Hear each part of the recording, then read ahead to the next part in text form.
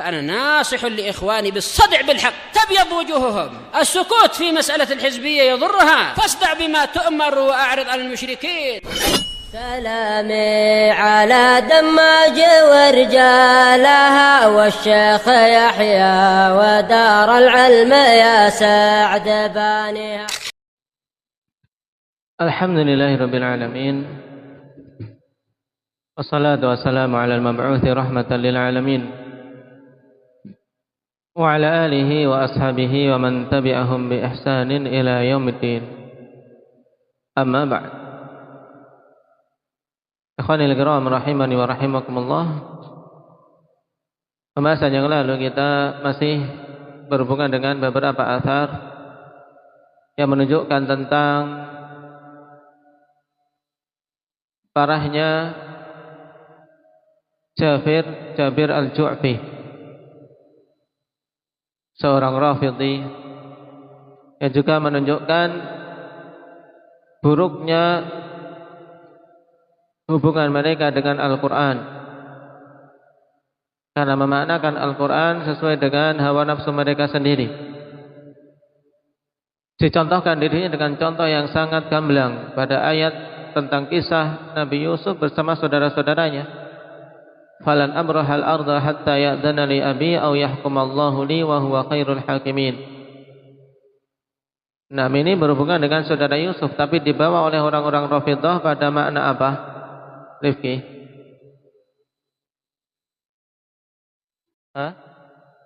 Nah, Imam Mahdi yang masih terus-menerus berada di tempat persembunyiannya sampai datang izin dari siapa?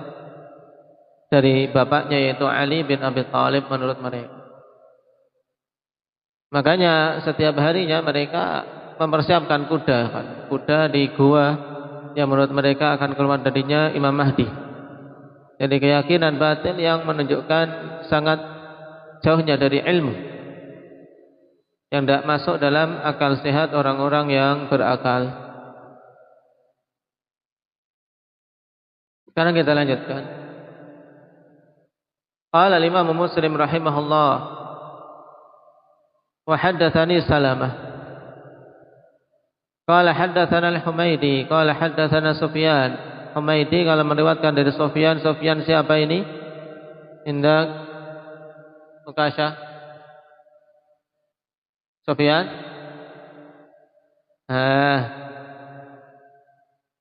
Ibnu Uyainah. Ingat-ingat bahwasanya asbatun nas fi Sufyan ibn Uyainah siapa? Al-Humaidi. Orang yang paling kokoh meriwayatkan dari Ibnu Uyainah adalah Al-Humaidi. Makanya kalau dikatakan Al-Humaidi an Sufyan, maka Sufyan ibn Uyainah. Taib, ingat-ingat. Qala sami'tu Jabiran yuhaddithu binahwin min 30,000 hadits. Alhamdulillah. Ma astahillu an adhkura minha syai'a wa annani kadza wa kadza. Perhatikan bagaimana prinsip Ibnu Uyainah ini. Aku mendengar Jabir menyampaikan hadis sekitar 30.000 hadis. Aku tidaklah menganggap halal untuk menyebutkan darinya sedikit pun. Nah, jadi dari 30.000 hadis yang disampaikan oleh Jabir ini, tidak ada yang dianggap halal untuk disampaikan oleh Ibnu Uyainah kepada umat. Baik.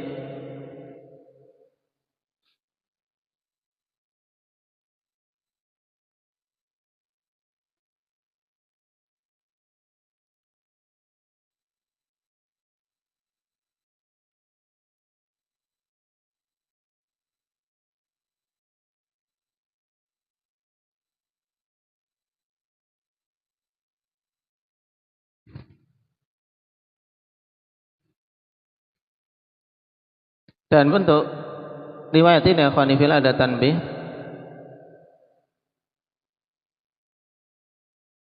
Pada sebagian nuskhah jatuh penyebutan Salamah ibnu Syabib antara Muslim dan Humaidi. Dan yang rajih memang ada Salamah ibnu Syabib di sini. Taib, karena Imam Muslim diperselisihkan apakah dia mengambil langsung dari Humaidi atau tidak. Adapun Imam Bukhari jelas beliau mengambil dari Humaidi, bahkan disebutkan dalam hadis pertama kali dalam Sahih Bukhari. Adapun makna asar jelas berhubungan masih dengan Jabir al-Ju'fi.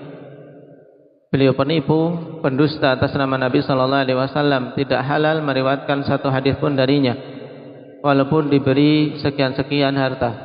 Wa anna li kadza wa kadza. Qala Muslim rahimahullah, wa sami'tu Abu Ghassan Muhammad ibn Amr ar-Razi qala sa'altu Jarir ibn Abdul Hamid faqultu al-Harith ibn Hasirah lakita qala na'am syekhun tawilus sukuti yusirru ala amrin azim.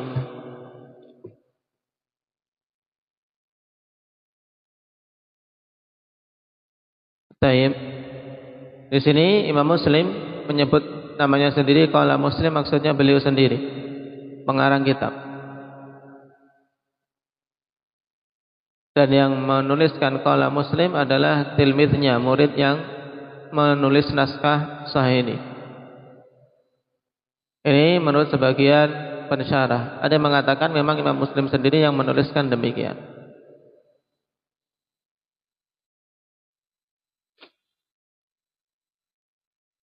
Nah, di sini Muhammad bin Amr ar-Razi mengatakan, aku bertanya kepada Jarir bin Abdul Hamid, Harith bin Hasirah engkau telah bertemu dengannya? Maka dijawab oleh Jarir, iya, dia seorang syekh yang lama diamnya tapi tetap yusirru ala amrin azim, tetap bersikukuh pada perkara yang besar, yaitu amrin azim. Yang dimaksud adalah kesalahan besar dia, akidah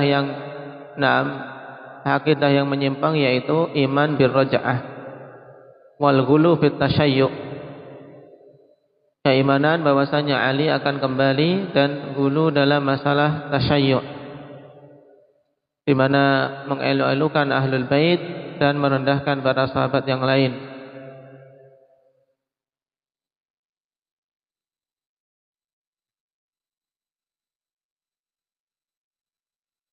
Adapun Al-Harith ibn Hasirah, taib, yang dimaksud di sini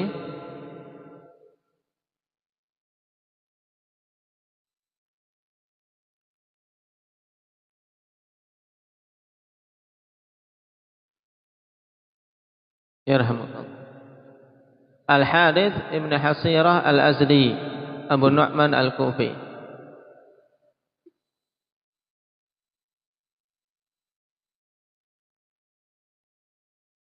Termasuk dari murid-murid Jabir al-Ju'fi, sehingga juga mewarisi pemahaman menyimpang gurunya. Ini termasuk salah satu bahayanya ikhwanifillah seorang berguru pada pendusta.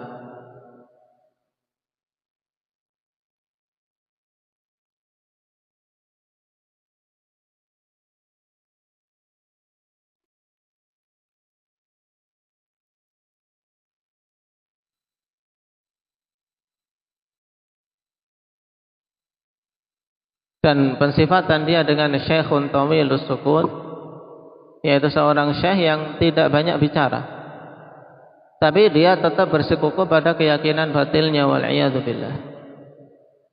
Tetap bersikukuh pada keyakinan batil, yaitu apa tadi? Al-iman birraja'ah dan ghulu dalam tasayyuh. Tidak bertobat dari akidah yang rusak tersebut. Oleh karena itulah para ulama meninggalkan periwayatan darinya.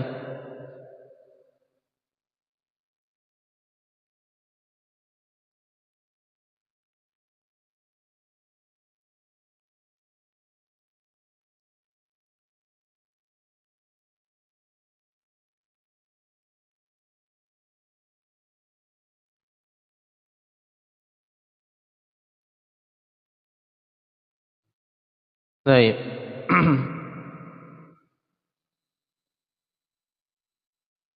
Qala haddatsani Ahmad bin Ibrahim Ad-Dawraqi qala haddatsani Abdurrahman bin Mahdi an Hammad bin Zaid qala dzakara Ayyub rajulan yawman faqala lam yakun bimustaqimil lisan wa dzakara akhar faqala huwa Yazid fir raqam.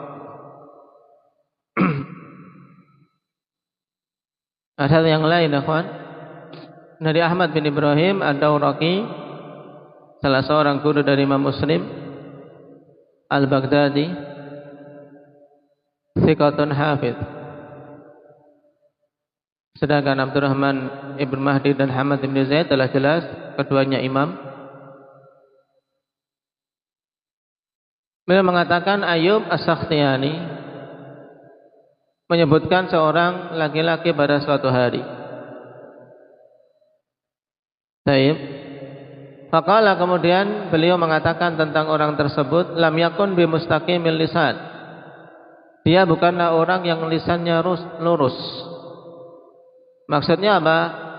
Kinayah tentang kedustaannya. Yaitu seorang yang suka berdusta, lisannya tidak lurus.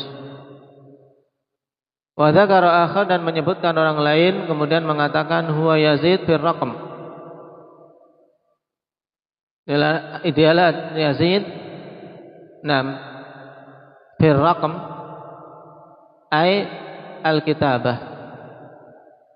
Ini juga kinayah tentang kedustaannya. Dia Yazidu fir raqam, bukan Yazid nama orang, ikhwan. Huwa Yazidu fir raqmi.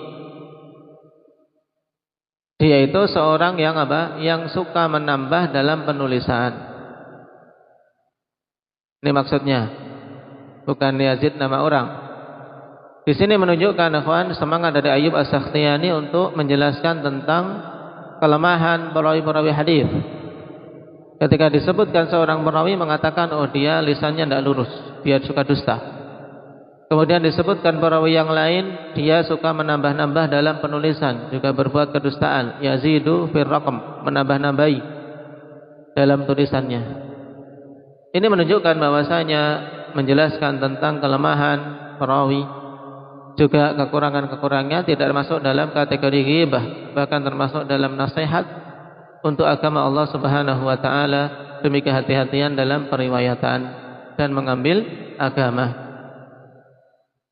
Barakallahu fiikum, naktafi bihadza, subhanakallah.